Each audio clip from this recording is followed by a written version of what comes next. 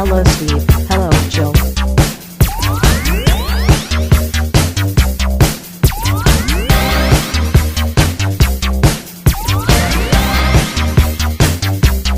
It's time to game classy. Extremis. There you go. Extremis. Yeah. Yeah, Extremis is cool. I'm No, it's not. It's the.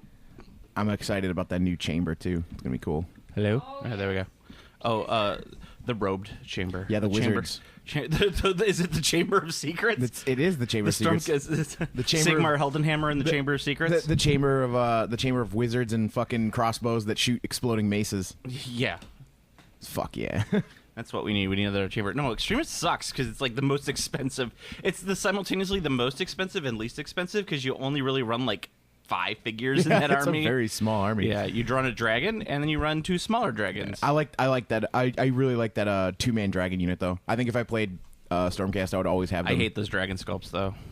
I think they're okay. Nah. They're those weird. They're not. They're actually not as cool as the Griff Riders. Yeah. The old Empire Griff Riders. Well, or the new Griff Riders. The Demigriffs, the Paladors. That's what I'm talking about. The Paladors. Yeah, those guys are cool.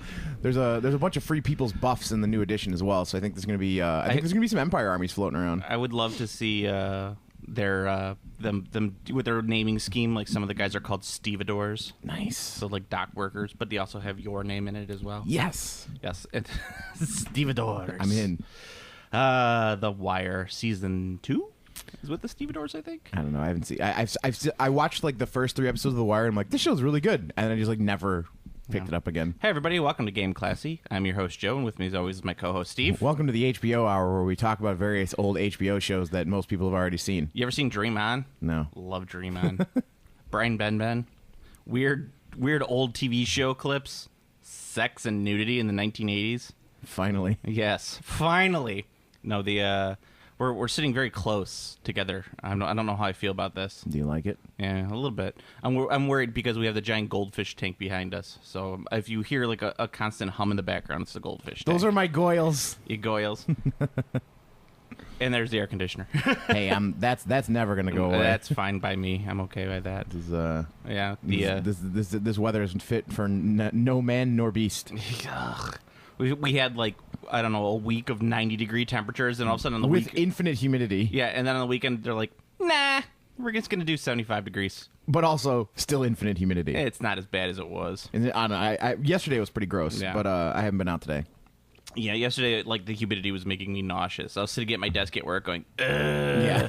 Which is not really different than what I do most of the time at work. Just a different reason for the nausea? Just a different reason for the nausea, yeah. That makes sense. So, guys, I'm sorry about this, but this is going to be another Games Workshop heavy cast, mainly because we didn't cover a ton of stuff on the last cast that we should have covered.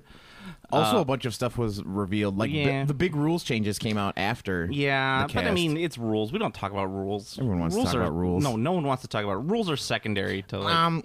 I think you'll find that the application of the rules in paragraph 3 of section D are extremely important, and everyone cares. The only reason why people like to listen to a rules on a podcast is to either, like, it's like got to be short and punchy, like, hey, you're going to get to use this magic item, and it causes everything to explode on the table, and you automatically win. And everyone's like, oh, that's a pretty good magic item. Nice. I like this hint. Subscribe.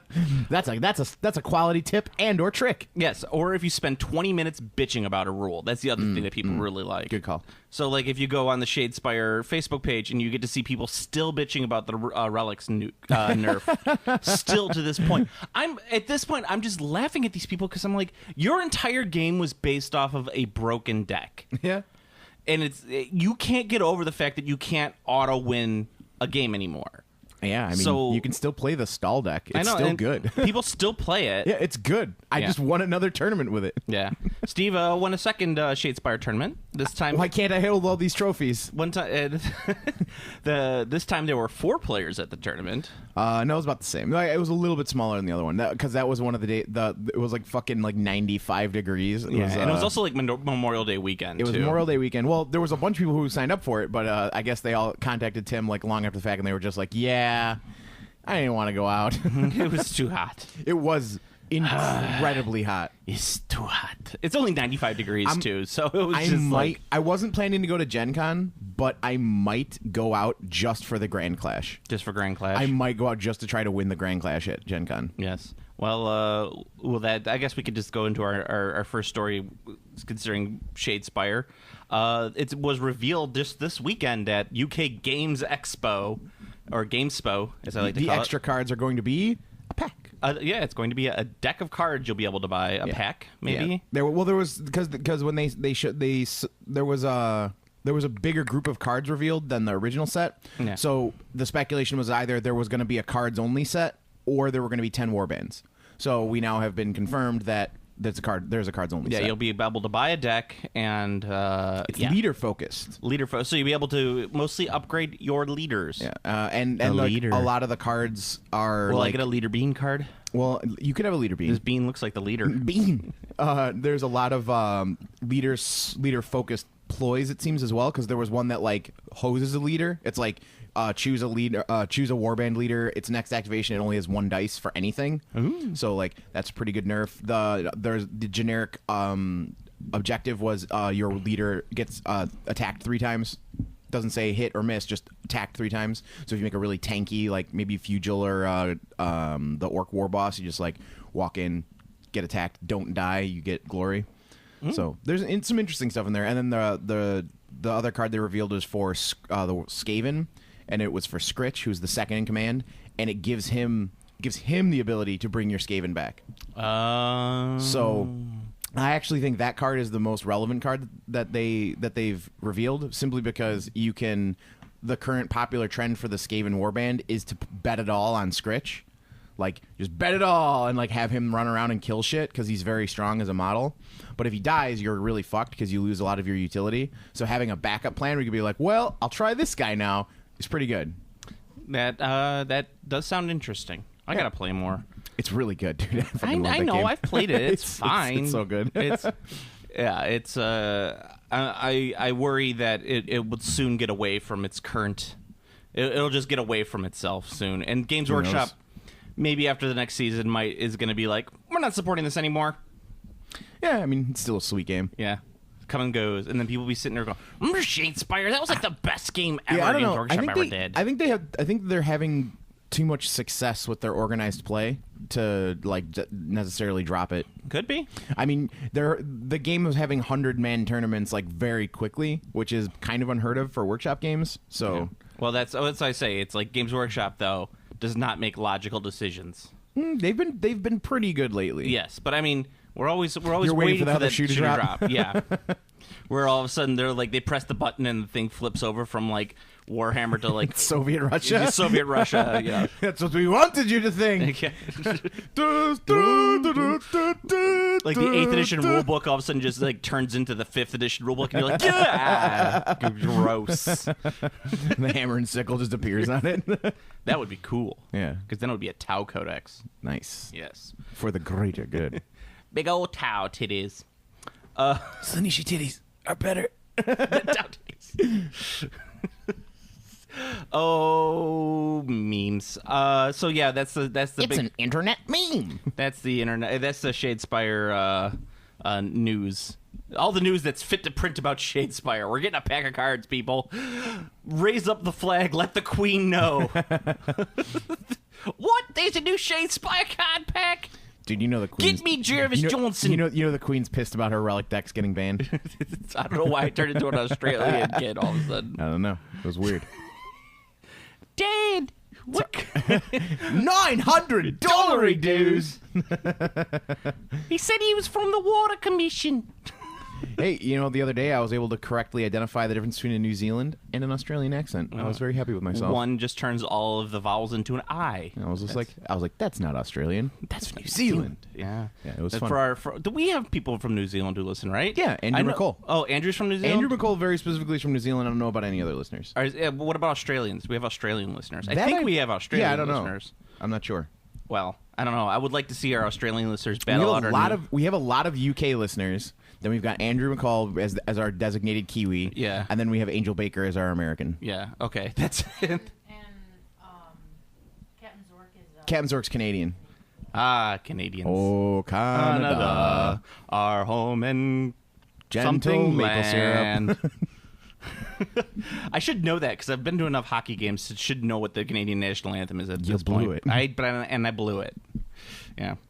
Actually, it's humorous that you're wearing that shirt because I watched a very short Instagram video yesterday with a little cockatiel bird in front of the I Want to Believe poster, and they were playing the X-Files theme, and the bird was trying to whistle the theme but was totally off key. It was very humorous, and they were just Very like, humorous. and they were just like, close enough. See, you botched the transition and the transition though, Pete. You have to say, speaking of Canadian Canadians, we have the X-Files. Oh, is it a Canadian TV show? It was filmed in Vancouver for many, many years. Oh, okay. Yes. Then it went to Los Angeles, I think, in season 5 or 6. Los Angeles. Yes. But yes, it was a very famous Canadian. It's one of those Canadian shows that it's like, if you watch enough TV, like I watched a shit ton of TV, you start seeing the same actors pop up in everything. That's because everything is filmed in Vancouver, and they all work in Vancouver. Well, that was like for the in the '90s anime dub craze. All of the voice actors are from Canada, so you'd be like, "That's the same guy. That's the same guy. That's the same guy," and they're all from Canada. Yeah, and they also say "get oot." Get out. Get oot. Get out.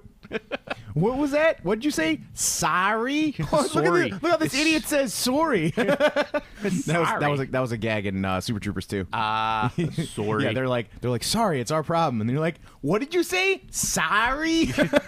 Did you have you seen Deadpool 2 yet? Yes. You saw Deadpool 2. Yeah, Deadpool 2 with Super Troopers 2. Yes, yeah. And And it was a fantastic double feature. Have you seen Solo yet? I've not seen. Have you soloed Solo? I've not seen Solo. I heard Solo is It's a fine action adventure movie. That's all I have to say. Like, it's not going to change the world, people. Yeah. You could definitely tell that it was reshot by two because it was directed by two people, right? Yeah. Well, it was directed by Lord and Miller, and apparently they were like, "This script is terrible. We're just going to let people improvise and make jokes and go way over budget." I don't know about the way over budget thing, but then the guy who wrote the script, Lawrence Kasdan, and his son, I think it's Jake Kasdan, got all mad because they were like, this is okay. So my conspiracy theory is that Jake Kasdan, this was his first big Hollywood movie that he wrote with his dad, and that because of all the improvising, they weren't going to get a written by credit or they were going to get like a story by credit. So it's different for the Writers Guild. Okay. So they got really mad about it and complained to Kathleen Kennedy, and Kathleen Kennedy's like, "I'm too old for this.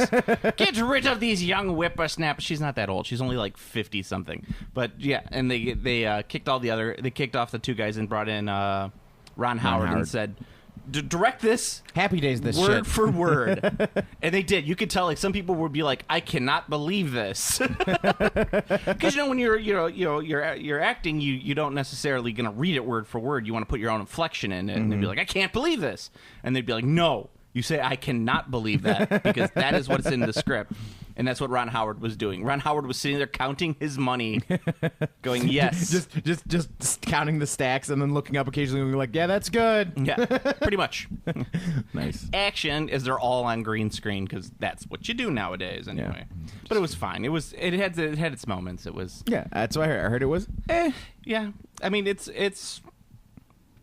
fine. It's movie. It's weird how like Star Wars is treating all the robots now. The robots are weird now because like with Rogue One, you got K2SO who's like this like sarcastic robot, and now this other one you got like this crazy super it's not feminist robot, but it's like all about equal rights for robots going on. I mean, I suppose I just put feminist in my head because it's voiced by a woman. So, but I mean, it's like this rabble rouser, like robots, droids deserve equal rights and everything, and I like that. And I'm like, Just like Futurama. yeah, I'm like, where did these robots come from? What's going on here? I think those were always the robots in the EU, though. Like the EU robots were always like that. Yeah, but the EU sucked. Well, sure. It did. The EU was terrible. But I'm telling you, it's leaking into the current. It's leaking into the actual There's Star Wars. a lot of like cartoon references in Solo. So if you like the Clone Wars cartoon, which I absolutely did not, because who could love that animation style? It's awful. I didn't watch it. I think Genndy Tartakovsky's style looks really good in 2D and really bad in 3D. Yeah. Absolutely. And the same, like the Clone Wars, not the Clone Wars, the Rebels. I like that show a little bit better, and I think that I heard the show is better. Yeah, the show is much better. I still don't like that art style though. It's like nyeh. Yeah, I mean, the best droid I knew of was always from the Knights of the Old Republic games, the Vidya games, the murder droid. The murder droid. HK-47, he was fucking great. He called everyone meatbag. It did. Yes, there have always been weird droids, but they've never been in the actual movies. Yeah. Because you have to think, the only droid characters from the movies is one character that just beeps and boops, and fucking Anthony Daniels, who is like, oh, heavens to Betsy. Well, that's the droid I like. And That's fine. He's still around. and that droid who tortures the other droids in Jabba's palace. Laughing. Which is, why was I programmed to feel pain? I know, and that's I don't care either way. I'm too old to complain about Star Wars. That's just what I'm saying. I'm just too old to complain about Star Wars. And people complaining about things, let me tell you, if you have not been reading Games Workshop's new Stormcast webcomic, Oh my god. you are missing out on comic gold. I have never seen people more butthurt over a stupid 4-panel webcomic in my life. And that's just it. It's dumb. It's bad. Like, if people were complaining that it wasn't funny, that's one thing. But people were not complaining that it wasn't funny. No. They were complaining about, like, the fact that, well, it was the two characters from the Shadespire War band. It's not Severin, but the Angrabad or Angrahard in the other one. Bright Shield in the other one, the guy with the big hammer. Yeah. Yeah, it was those two, and Bright Shield is a black female, and people lost their goddamn minds. Because also one of the human characters is not another pasty white dude. Yeah, it's a pasty white female, but, Yes. Right. Yeah. And apparently that's a large political statement these days. It has to be. I don't want to play this game with the current player base. Yeah. Let's just get rid of them. Let's just get rid of them. Like, just get rid of these guys. Bring in some women. It doesn't matter. They don't have to be any women in particular. Just bring in some women, because you know what? Guys will start changing the way that they act and appear if there's women in the hobby. I mean, you can also just you can mostly just shout down shitlords, because people aren't going to change. I've seen people don't change. But you have to shout down the shitlords, get them out, and then you can replace them with whoever you want. Are they shitlords or are they incels? They're shitlordian incels. Shitlordian incels. Shit cells. Shit cells. That incel thing is weird.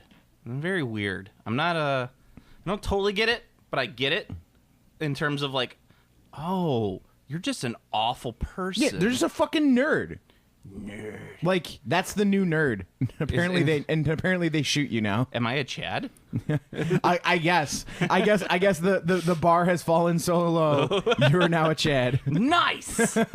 Sweet. So an actual Chad, I don't know. I guess he would be 200% muscle. Like, you ever seen those dogs that have that muscle growth thing where they have that disorder where they're muscle upon muscle and they look like a fucking bodybuilder? That would be a Chad. Yeah. I mean, those dogs are really cute. And I like what you say is, like, the comic is so absolute, and that's what I was kind of wondering, is because most web comics or comics in general are making some statement, whether it's being subversive or in order to be funny, you have to have humor. You have to create some sort of subversive element to be humorous. Right. The entire gag of their little webcomic is the Stormcast being in the real Warhammer universe, taking the thing seriously, and then they flash cut to the real world and it's silly. The first one where Bright Shield was we're actually going into battle. We're going to be for Sigmar, and they're yes, for glory, only the faithful. And there's the big explosion of lightning, and then just got the dude putting it on the board he's just putting the Warhammer figure down. Yeah. And this one was them talking about we've been in this battlefield before. It's perhaps one of our previous lives have died. I don't know. It just seems so familiar. And the lady's you got to update your terrain collection because it's the same old tree. That's it. Whether or not you think that's funny. I think instead of putting the comic there, they should just have you describing the comic, because it's funnier than the actual comic just itself. Me, just drawings of me. This will be the Game Classy video thing that we'll do for YouTube. It's we'll show the comic, and then we'll have you explain the comic with the little figures to enact it out and make the noises. And so that way it's oh, I get why it's funny now. Yeah, right, but that's the whole thing. There is nothing beyond a very simple hey, it's kind of funny because you're playing with toys. Yeah. There you go. And that's the whole thing. The thing I love about this is that people aren't realizing that Games Workshop is legit trying to create a different environment than what it currently has for its player base. Right. That's what this whole They're thing trying is to about. eliminate the toxicity of you fucking neckbeards. Yeah, and that's what people. I think maybe But that's not you, neckbeard. You're okay. It's the other neckbeard I'm talking about. Okay. paint. I'm painting your silver pants blue. Yeah, and these people get so upset about it. Like, just so upset. Like, it's like, we're being cast out. You know what? If you feel like you're being cast out by this, you should be. Yeah.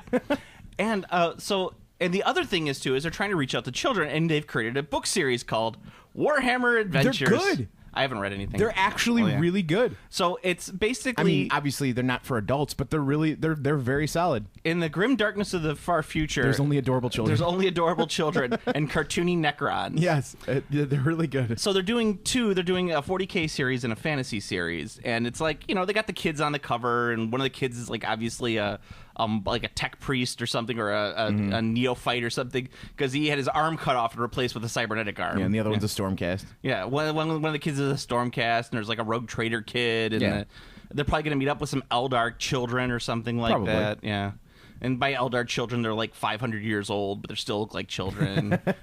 God, I could write these fucking books. That'd be awesome. I'd write the books and just have them be all like kitty and wonderful. They're just cute little kid books. And then at the end, a Necron just tears off the kid's flesh and wears it as a I was cape. gonna say at the end, the Imperium kids kill the Xenos kids. Yeah, like because Lord of the Flies. Yeah, because that's what you have to Purge do. the unclean. You purge the unclean. That's right. It smells like heresy in here. I wonder if there's gonna be some chaos children, some chaos Nice. kids, some Slaneshi demon children. That'll work. They don't do Slaanesh too much. Only corn. Are those the cornate chain axes? I got a kitty Yes, chain axe. those are the cornate chain axes. Wow. Yeah, so they're doing these books, and it's like, I'm excited because I'm like, well, maybe my kid might like to read these. It'd be good to share the hobby. And of course, there are people like, Children. which is true. Just foaming vomit in their mouth, and it's like, have you ever been in a Games Workshop store? There's always some wiener kids. Which makes it awful, at least for an adult player like myself, that there's these kids there. But you know what? You have to accept that these kids will grow up and probably be decent players at some point. I'm totally okay with kids being in the game store as long as they are above the age threshold of being old enough to realize that they can't just go over and pick up your models. Yeah, oh, that's a good point. Yeah. Once they're past that point, like once they're past the like, oh, cool model, grab, they're okay. I am okay with them. Yeah. Anything below that, where they're just like wandering around, like I was at the game store the other day. Well, not the other day, like a couple months ago, and some fucking troglodyte woman was letting her fucking child wander around, and her kid just like walks over to my fucking casualty pile and just picks up one of my models, and I'm just like, I'm like pointing at her mom. I'm like, excuse me. And I was like, and she put my mouth, and I was like, I almost punted your kid. Get your kid the fuck out of here. I was very belligerent towards that woman. I was very belligerent towards that woman. Yeah. And then I complained about the Warhammer Adventures series. Yeah, well, I mean, like, Yeah. if you have a little kid like that, don't let your shitter run around the fucking place where there's models. Yeah. There's just some effort that goes into my models. Like, I don't even care. I don't even care if it was shittily painted, like barely assembled. You don't let your little kid wander around grabbing people's shit. You just don't let your kid wander around. Right. That's true too. But I mean, also, if that kid was the appropriate age for the game store, that wouldn't have happened. Like, my son would currently be dressed, like, if I brought him to a Games Workshop store, my son would be dressed up like Hannibal Lecter in the first Silence of the Lambs movie. Yes, and just in a little cart. Yeah, in a little cart, I'd wheel him in. Because he touches everything. There you go. Yeah, we went to Mitsuwa Market, and he was running around just pulling shit off the shelves. And I'm like, you little shit. So I grabbed him around the waist, and I'm carrying him around like a sack of potatoes. Like a duffel bag. And he's going like, I have to take him outside. That's Like, awful. Jesus Christ. Well, you need one of those. You need a papoose, and you need a papoose that ties him down like Hannibal Lecter, and you just strap him to your back. Yeah, like I'll be like a Grey Knight, like yeah, Dreadnought. you'll be a Grey Knight Dreadnought. Yeah. He's 2 years old. It's like, there's a point with children between, like, I think it's like 8 or 9 months and like 3 years where you just can't do anything with them because they literally have no idea how to function in the human world. Because they're like, I have abilities and powers. It's like I can shit my pants. Yeah, it's like a raw, untrained wizard who just has like access to the magic, and they're just like, dun dun da da da da da da. And then the older wizard's got to be like, no, you're tampering with powers you don't understand. And of course, the first thing that wizard would do is make his dick grow, not fucking animate brooms.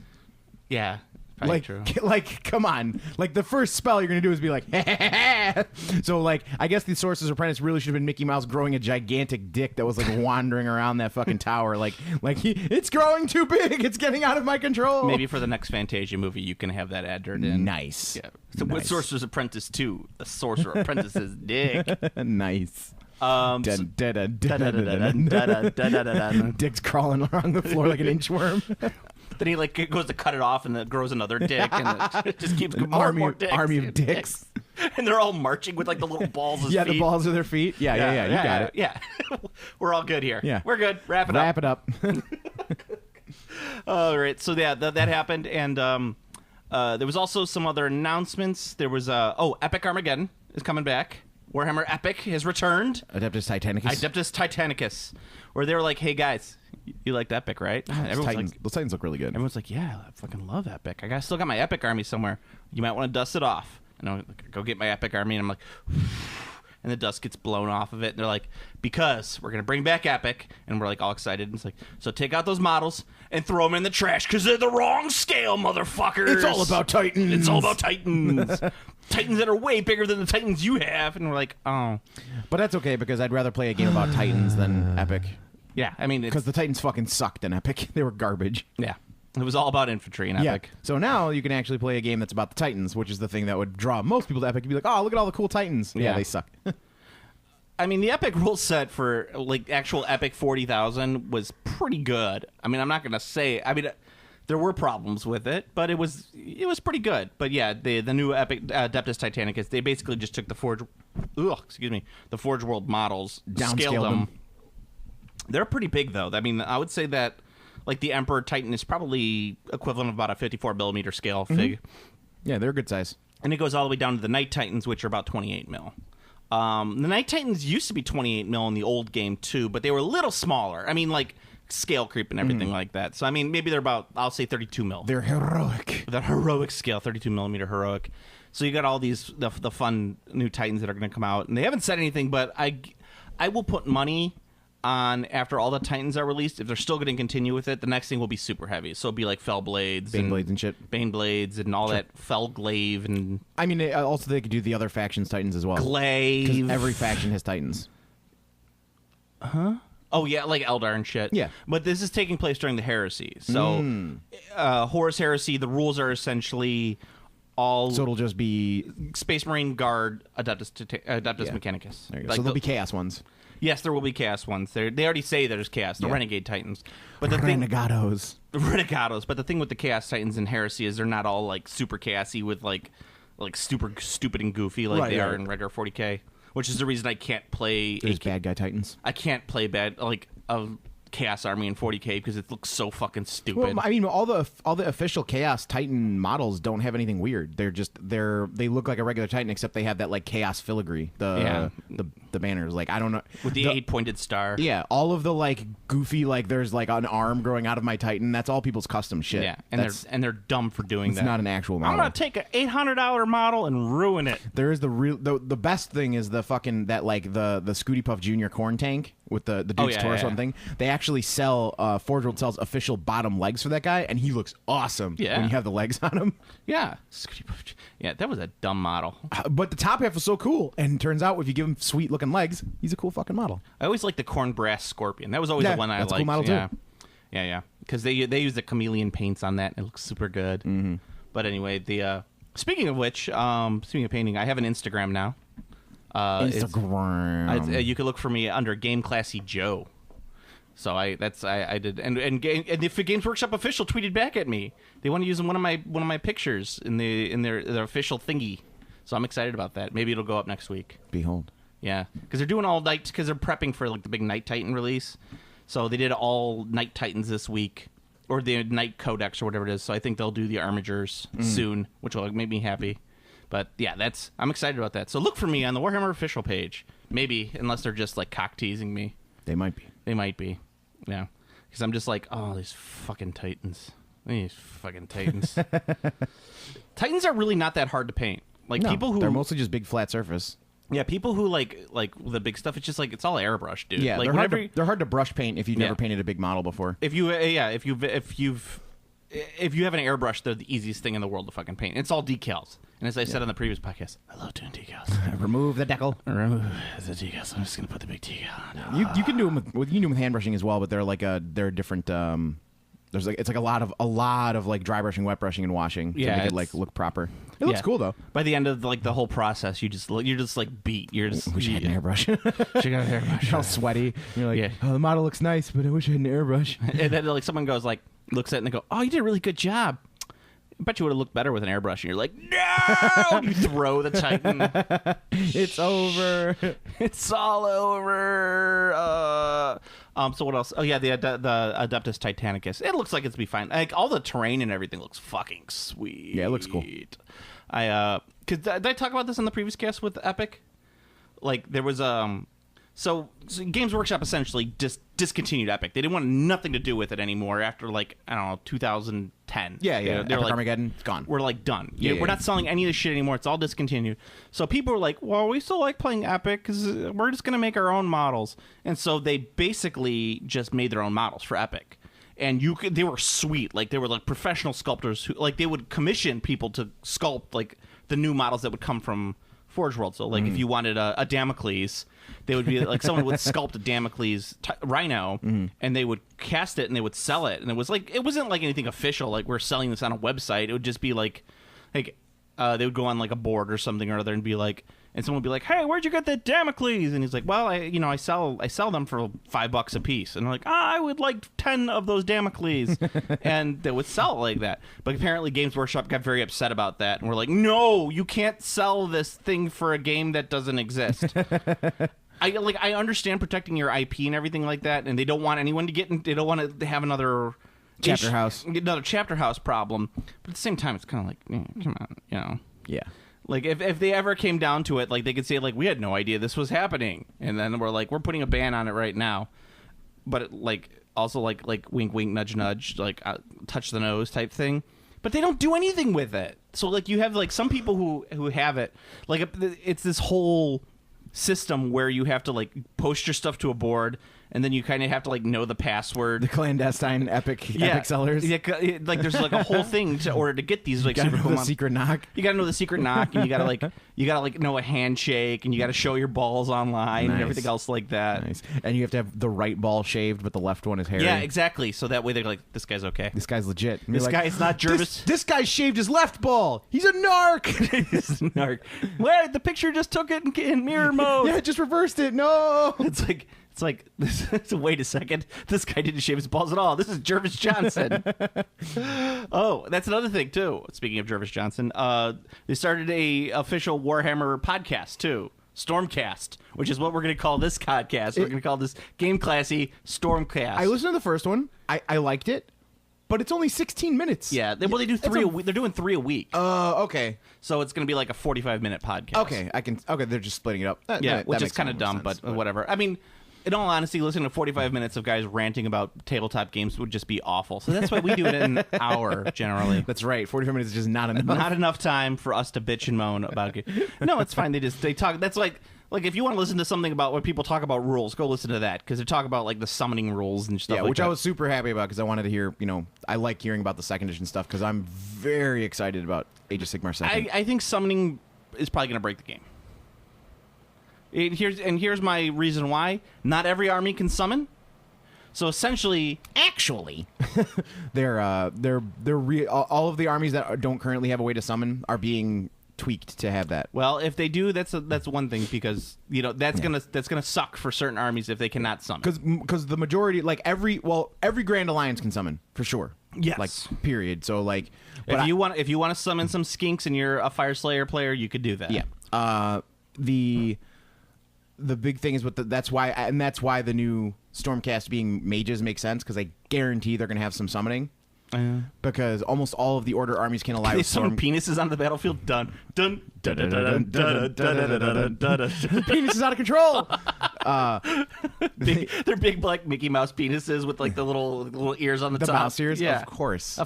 And the testicles are red with like the buttons on there, like the pants. No, the white gloves. Oh, the white gloves instead. Yeah, okay, yeah. I was like thinking like the shorts. Yeah, no, because that's their locomotion. So. Okay. I think that's creepier. But yeah.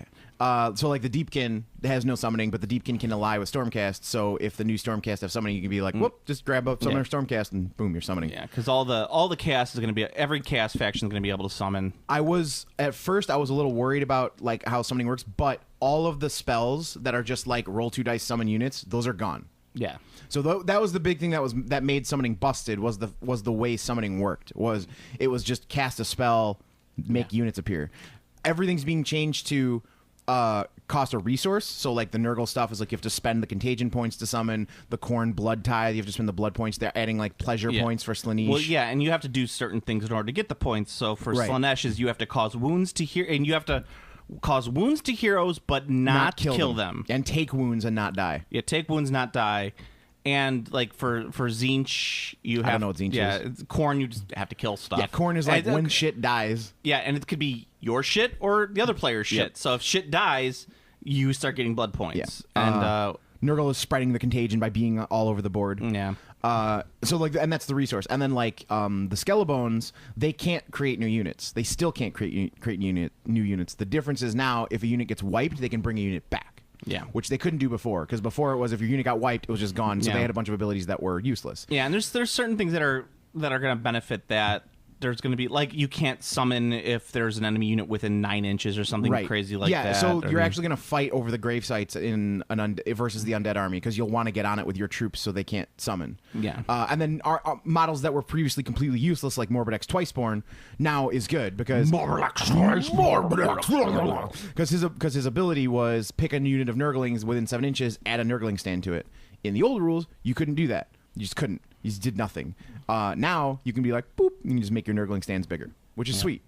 It's interesting to say the least. It's definitely gonna be a big part of the game. I don't Yeah. think it's gonna break the game. I think it will. I just don't like all the rules they're fucking adding. I kind of like the fact that it's a 4-page rule book. I think it's still gonna be really short when you. I think when it's presented, it's still gonna be just as short because Well- they're not actually adding rules with the summoning. It's literally just like your faction rules that already exist. They're removing the thing where you have to pay points. This is where Steve is going to defend stuff, and I'm just going to be like, I don't like change. Yeah, well, I mean, it's Change a new is it's a dumb. new edition, so you wouldn't like it. It's going to change. Like the thing with the spells, like so the other thing that they're doing is you're now going to have to pay for spells that exist on the battlefield. Like they're permanent on the battlefield. We don't know if those cost points yet. They do. Do they? Okay. Yeah, they cost points and they also cost money because in order to have the effect on the battlefield, you have to have the model Yeah, for you it. put the model down. So like the Balewind Vortex, you have to have a model for this.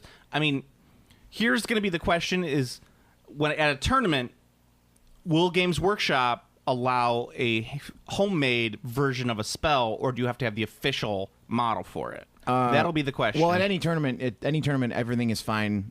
So like at Adepticon, if you have is it Steve? But what about the recent Grand Tournament? Well, hang on. So here's the ruling for Adepticon. This is the way it works, and I think most tournaments that aren't like officially run by Games Workshop will be this is they ask you, are all your models workshop? The answer is it's yes, no. If they're all workshop, then you can be streamed. Yeah, that's the only difference. So you can use your custom shit, custom shit can still be streamed, but they won't stream competitors' models. Yeah. So like if you make your own Balewind, and then follow hand in hand with that, the tournament packet rules is anything you make that's custom is okay as long as it's the same footprint. Yeah. Like, so you can't have a Balewind Vortex that has a gigantic fucking base and be like, ha ha ha, nothing can be within 3 inches. Yeah. Yeah, you can't do the Starship Troopers bugs on their stomach with their arms What out. about the most recent Grand Tournament debacle? Though the fucking nonsense that tournament, there was like everything about that tournament was nonsense. There was the dude fucking savagely cheating. This was in UK, right? The terrain that was just squares of cardboard. It was styrofoam. Styrofoam. So this was in the UK, right? A shocking display. It was in the UK. Yes. It was like some games day or something like that, and they decided they were having a 40K Grand Tournament. The London Grand Tournament. There were people asses to dicks all throughout. Like they had like what? It was a huge attendance. Huge attendance. They charged a buttload for it, and I guess it was like people who were like the famous gamers got like the nice tables with all the dice train, and everyone else basically got the dross, a 6x4 piece of green felt with some things they threw on there, with some styrofoam they threw on there. This is a soda can. No, it's a bunker. It's a bunker. So yeah, people were very upset about it. I mean, You get what you get. I suppose. When you go to a tournament, when someone goes to a tournament, there's levels of expectations that should be met and set based on the event you're attending. Yeah. If I go to a Warhammer tournament and it's free and the terrain is shitty, I don't care. Like, it's fucking free. Like, all it's costing me is my time. I'm going to play some games and have a good time. If I go to a grand tournament, something that's supposed to be like a big deal and costs me like $65 or something to enter, those tables better be fucking nice. Like, they better have good terrain. They better have solid rules packet. Like, that better be an actual like thing. I expect, and it's about expecting value for what you pay for. So like, any indie GT, like the bigger ones, like the 2 days, like they're decently expensive, but they're always like, the terrain is nice, the scenarios are nice. They'll usually comp your lunch, like some dude will like barbecue or whatever while you're there. Like you're paying for that experience, but you're also paying to have a good time on the table. Yeah. There's levels. So like, from what it sounded like, they had like some dude in his garage was like, oh, too many people showed up to my Warhammer game. I'm going to just give you guys what I got so you can also play. Like, and if that was the case, sure, you could have a great time, but that's not the kind of thing you'd expect from a pro run event. Well, I say to this, screw them for playing in a tournament. But tournaments are fun. No, screw them for playing in a tournament. Tournaments are fun. I wanted to play on a fancy tournament with lots of nice terrain. Yeah. Look at my beautifully painted fucking stupid ass army. No, their armies are fucking gross and dumb, and they don't deserve to be playing on nice terrain with that army. I've seen those armies. Those armies are ass. Oh, my Black Templars army that I painted black and did some like gray dry brushing on deserves to be on better terrain. No, nothing. You don't deserve anything.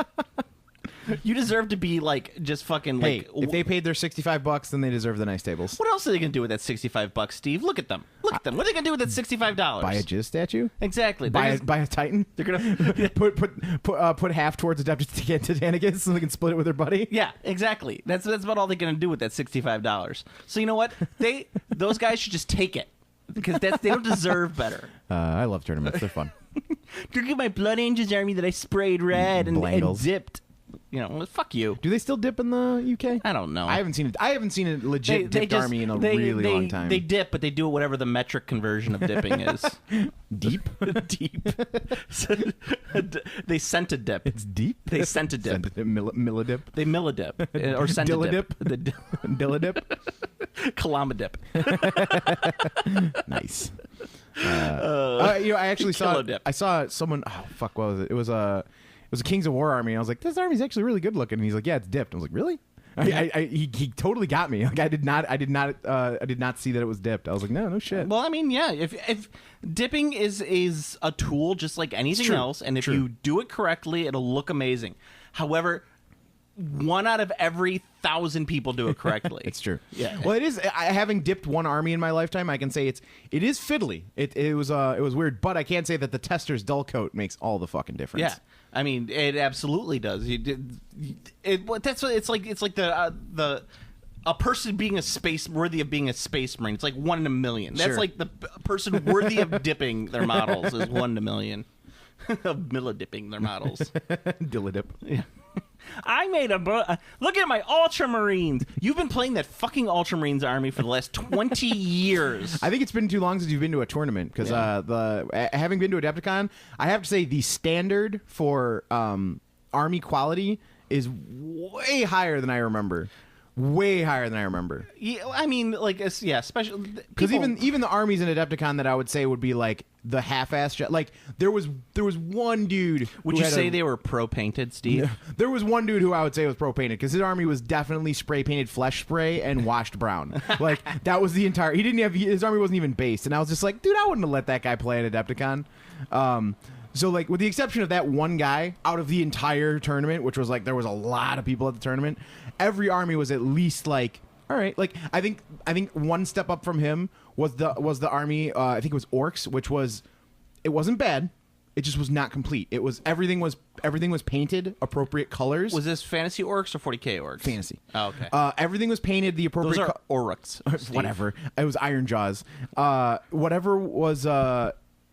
Everything was painted, but it was just black colored. Yeah. So, like, the orc skin was green, but it was just, flat green. Their teeth were flat bone. They didn't have any depth or shading. But, like, it looked fine. It's like, oh, okay. Like, I see what you did. Like, it's clean. Like, yeah. I mean, It's just So that was the outside of the dude who had clearly sprayed his models' flesh and washed them brown.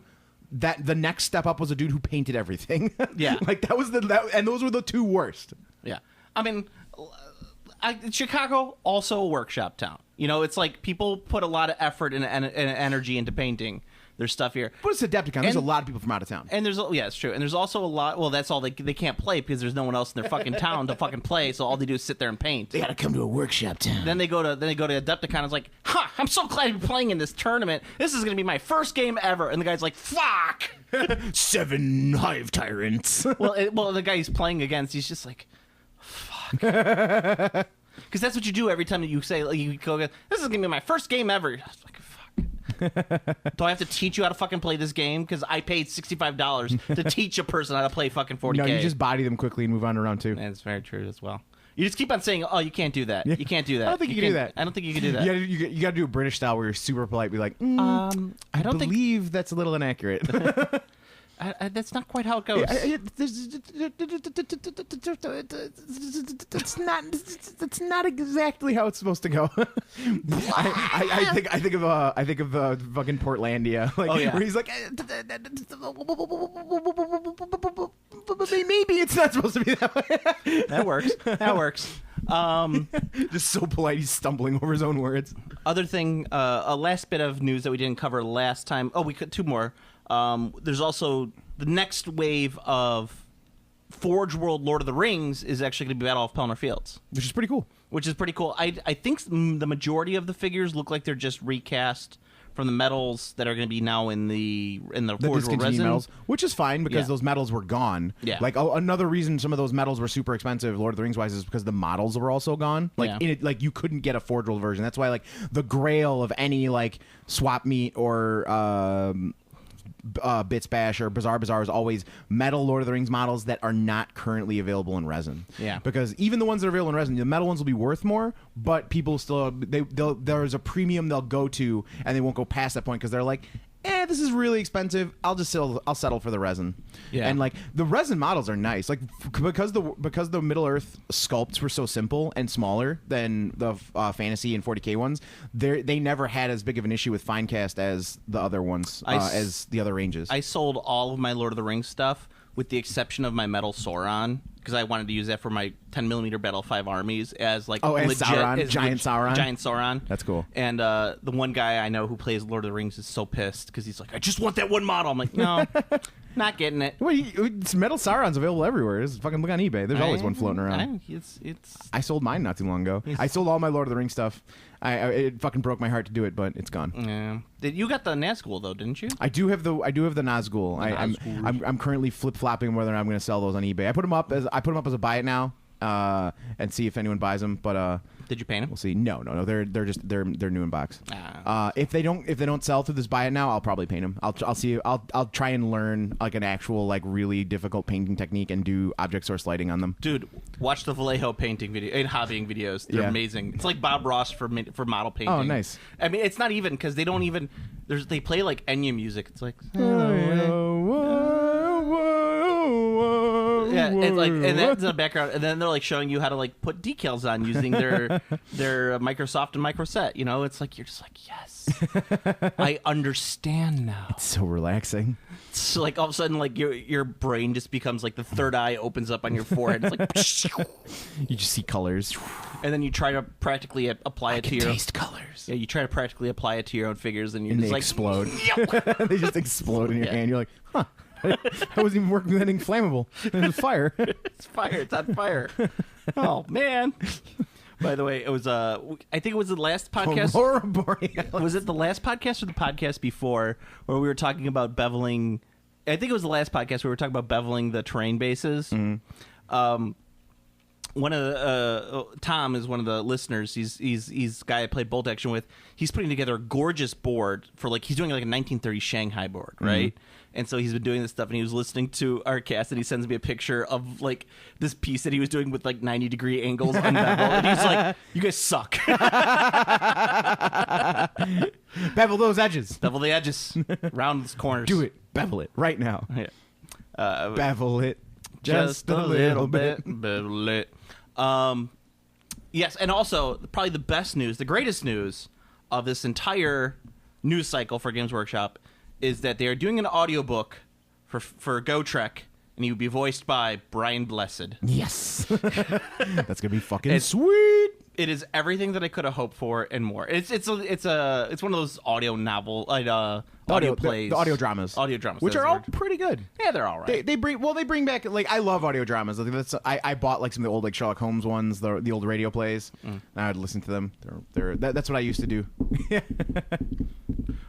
There's a horse approaching. What say you, rider? I come from the king. The beacons of Minas Tirith are lit. Yeah, they're doing that. They're gonna have Brian Blessed. And Rohan will answer. Dun, dun, dun, dun. Yeah, they get Brian Blessed to play Go Trek. That's gonna be fucking sick. It's like, if you could ask for anybody to play Go Trek, that would be my answer. Oh yeah, it's gonna be awesome. Yeah. Here's a question for you. My brother asked me this question. He said, if you could have anybody play Wolverine in the new Marvel universe, once it happens, not Hugh Jackman, it's got to be someone different. Can't be Hugh Jackman. Because obviously you just say Hugh Jackman. Yeah, but you can't have Hugh Jackman. Okay. If you could have anybody play Hugh Jackman, it can't be Hugh Jackman. Joe Pesci. Joe Pesci would be my new Wolverine. What, really?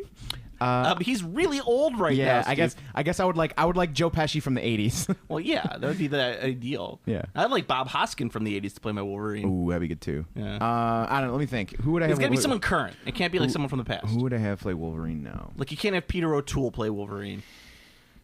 For those listening at home, both those words are slang for penis. What the fuck? That's actually really difficult. He threw out a great. It's extra difficult because I am trying to consider an actor who isn't already in a fucking Marvel movie. Yeah, that's an extra hard part. Like, that's the challenge mode. He threw out one because I'll throw it out there. He said Richard Armitage, who played Thorin from in The Hobbit. Oh yeah, I could see that Because that's pretty good. Because apparently he's playing Wolverine in an audio drama that's available online. Like, you could buy it. It's like $1.99. No, Richard Armitage, I can see that. Yeah, I was like, that's a pretty good. That's a good pick. Yeah, that's solid. That's solid. I approve of that. Jason Momoa could do it. Yeah, but the thing is he looks really greasy.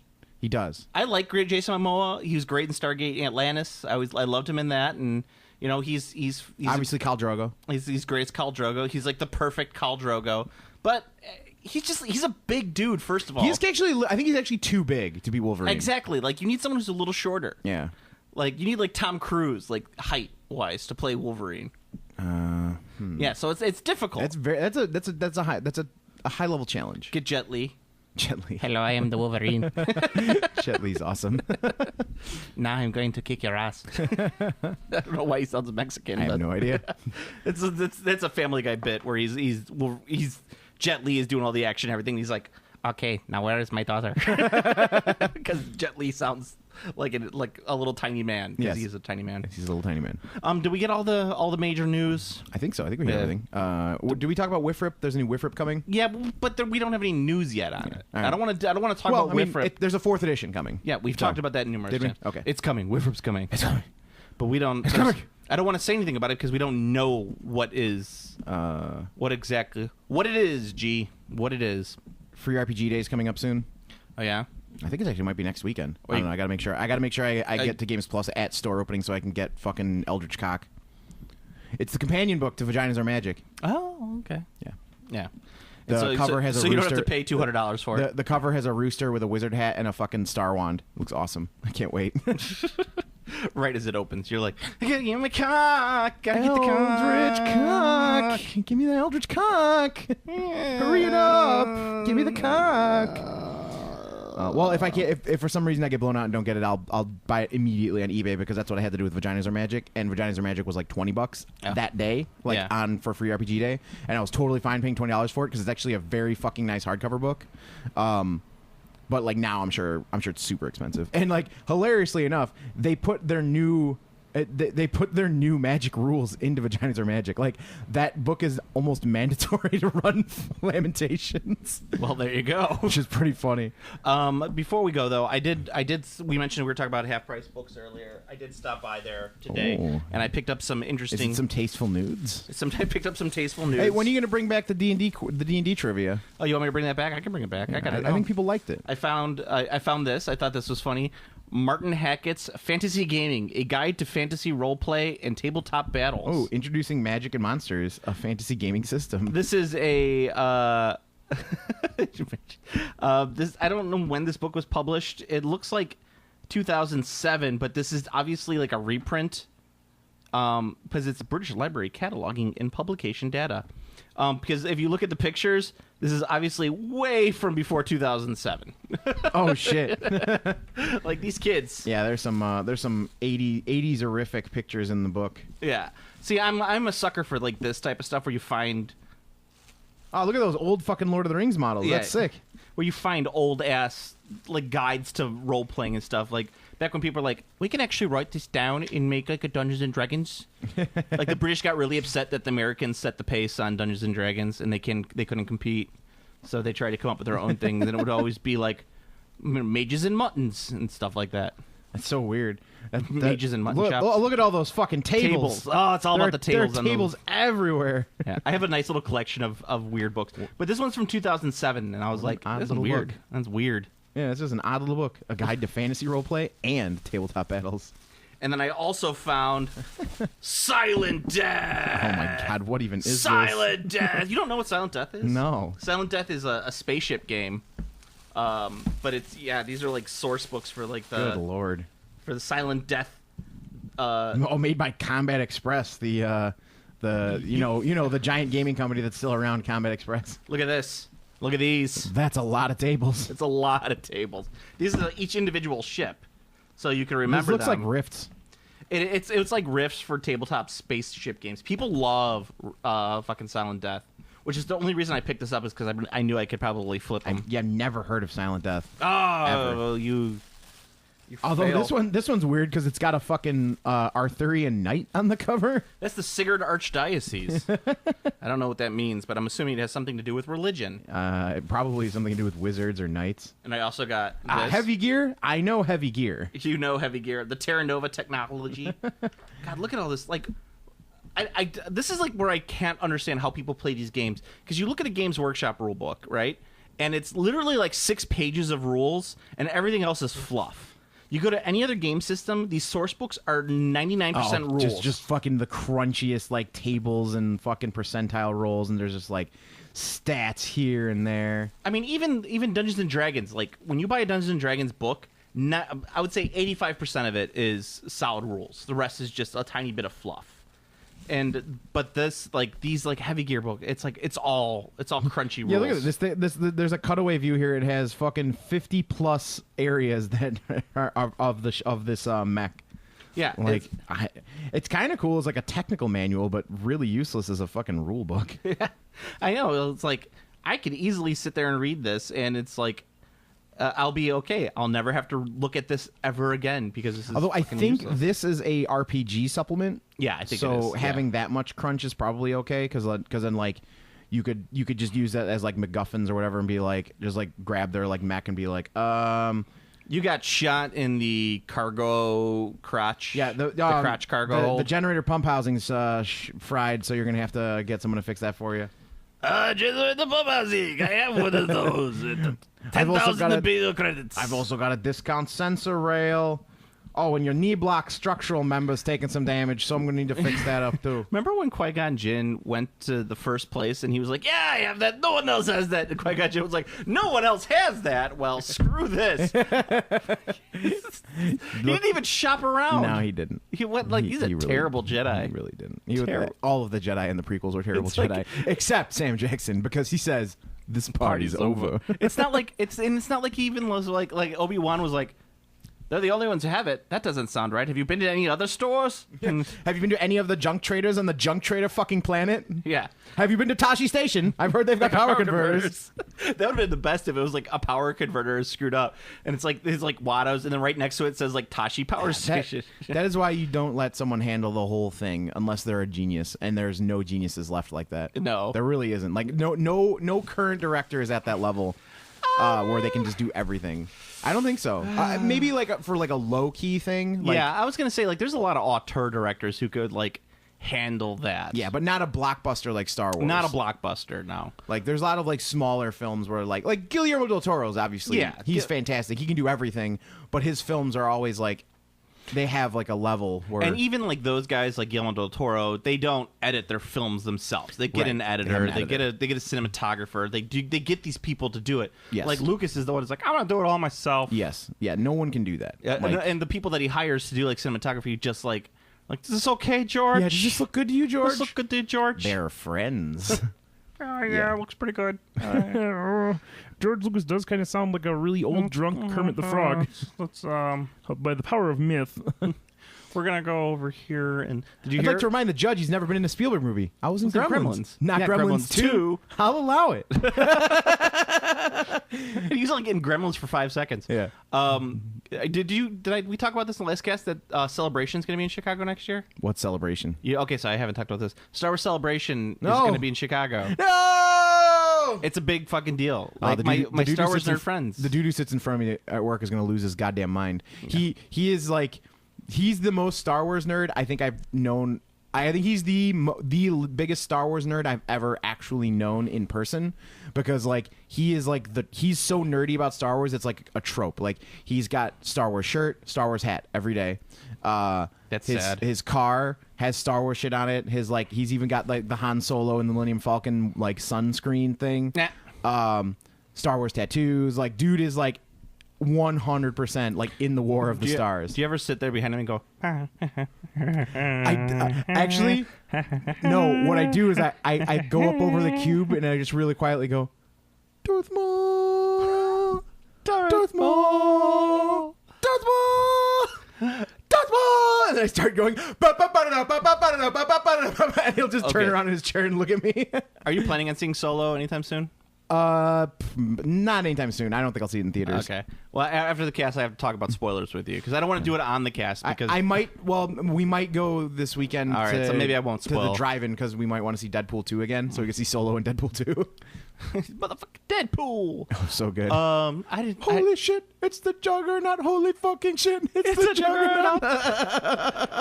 I was Deadpool 2 was fine. I like the love original Deadpool better, 2. but I love Deadpool 2 so much better than the original.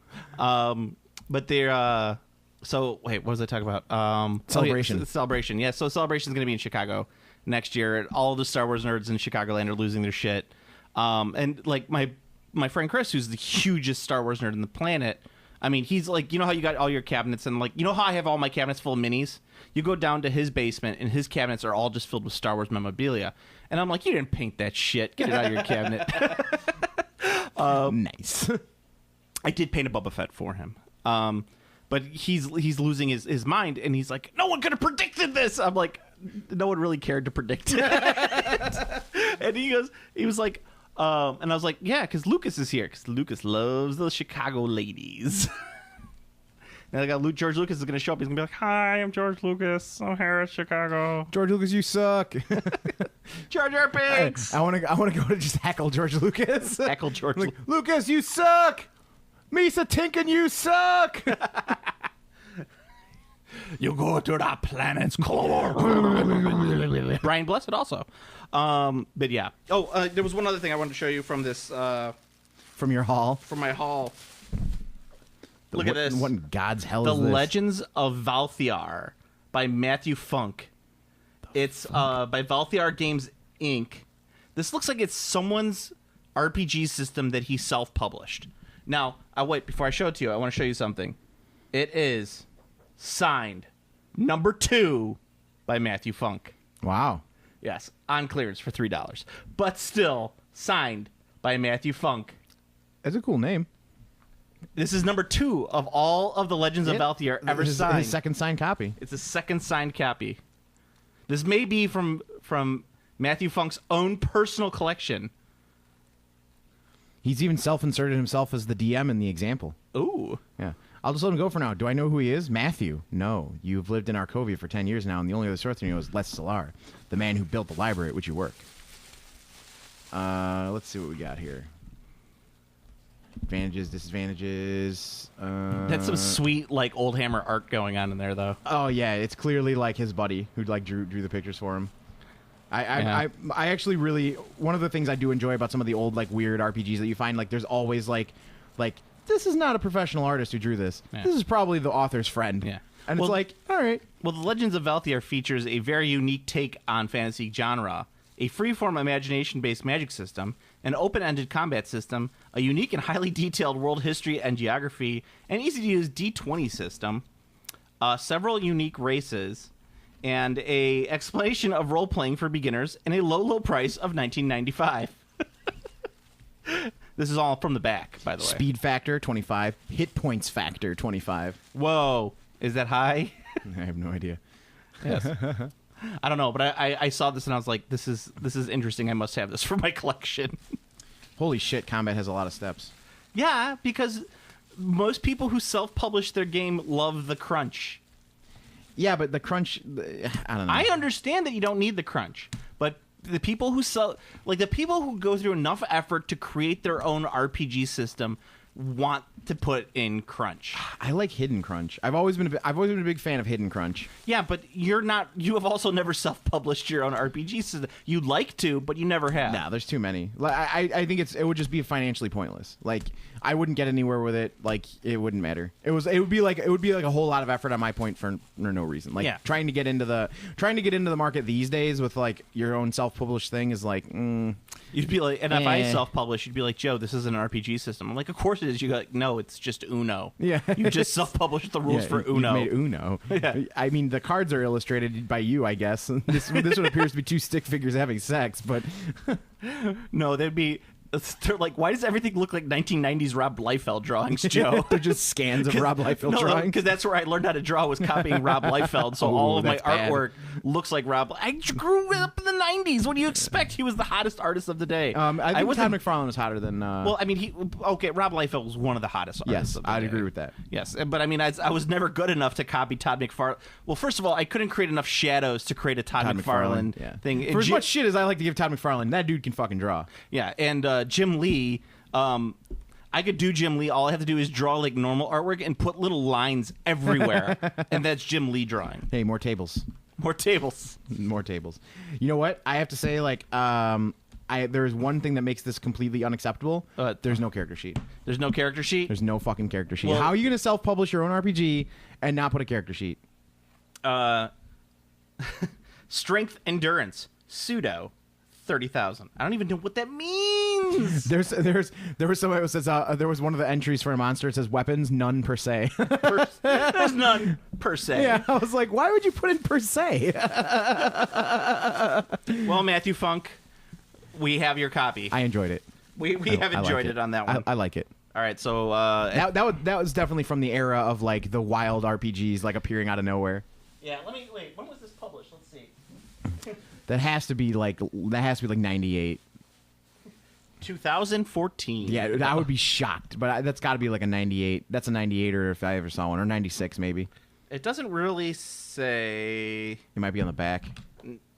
2001. It looks like. Okay. That's what the art is labeled as. 2001. All right. Well, I mean, I guess the 98, so it's close. Yeah, I mean it's close enough.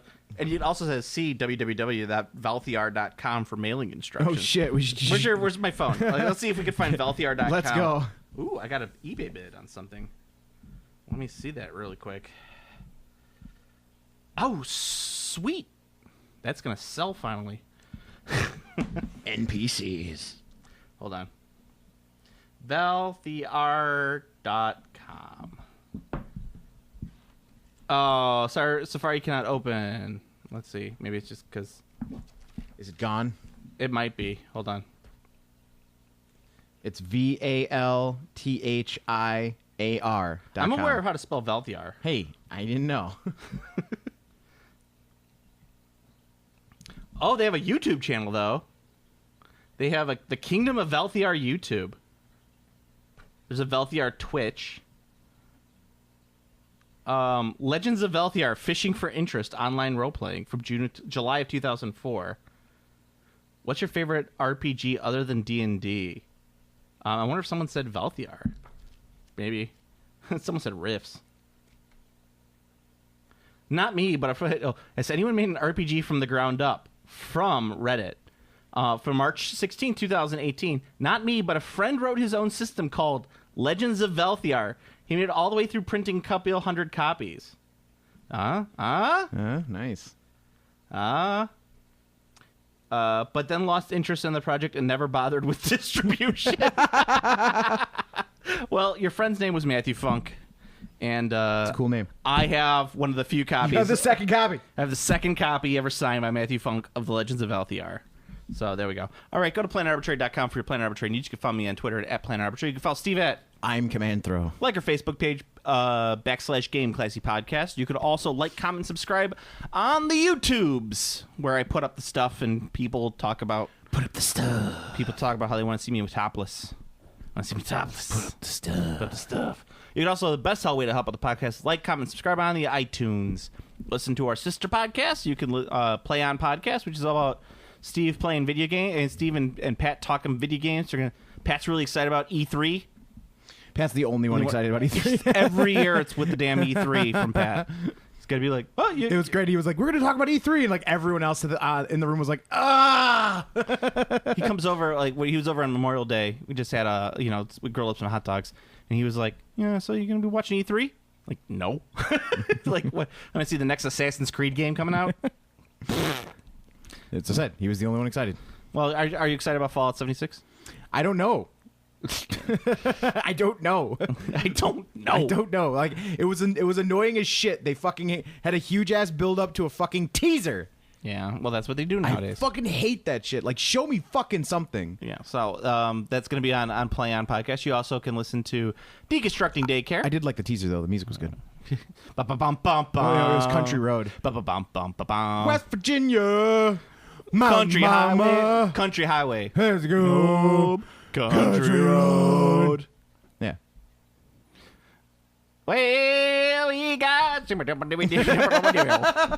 Thank God I'm a country boy. Yeah, Deconstructing Daycare, which is all about kiddie cartoons taken from the perspective of a parent.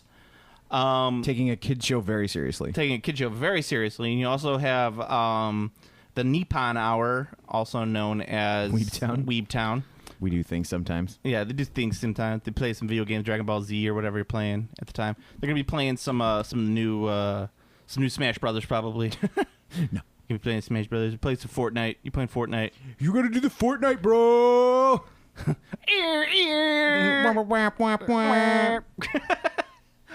And you can also follow me on the Instagram, Game Classy Joe. Steve, do you have an Instagram?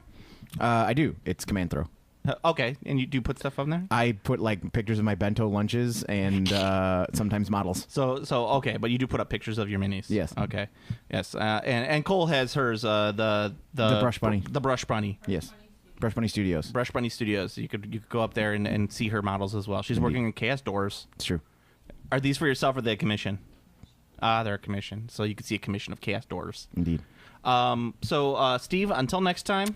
The Plagued Lands lie along the northwestern portion of the civilized area. The Plagued Lands hold their name for three main reasons. First, the Dexlonic Plague originated in this area and was extraordinarily devastating to all the area's former inhabitants. Secondly, ever since the fall of the Valthian Empire, the area has been plagued by all manners of monsters and demons. Thirdly, the Plagued Lands emanate an aura of sheer evil. He used the word thirdly. Game Classy.